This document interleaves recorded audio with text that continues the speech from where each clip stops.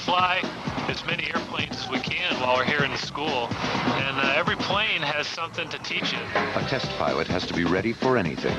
To make sure he's seen it all, the test pilot school will put Chris in as many different planes as possible to give him the experience he needs to stay alive.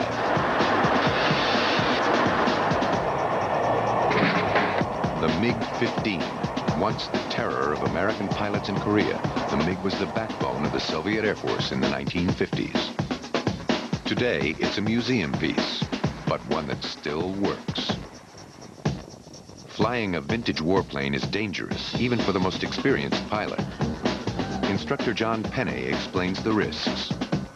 They say that there's a high probability of some trauma to the back if you have to use the ejection seat.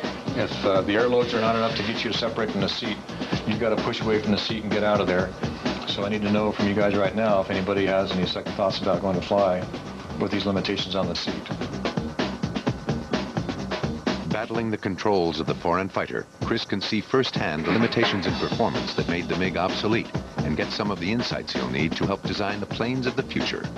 And a particular interest in the MiG-15 is that this airplane has characteristics of jet fighters that were designed in during the first generation of jet fighters right after World War II.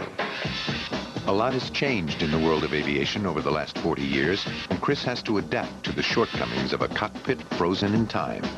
There's some adverse handling qualities, if you will, that things they cannot see in the current generation fighters because of all of the fly-by-wire, computer-controlled technology of the flight controls.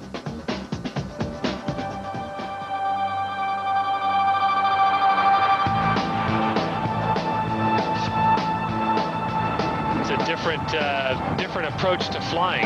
Everything about it, taxiing the airplane, the flight controls, where the controls are located in the cockpit, it's just totally different, you know, the latest in early 50s technology. The MiG's handling and performance is lacking by today's standards, but Chris pushes the old warplane as far as he can. The airplane starts rocking back and forth, you know, like it really doesn't want to be there, and so eventually you gotta slow down. It was just way cool being up there.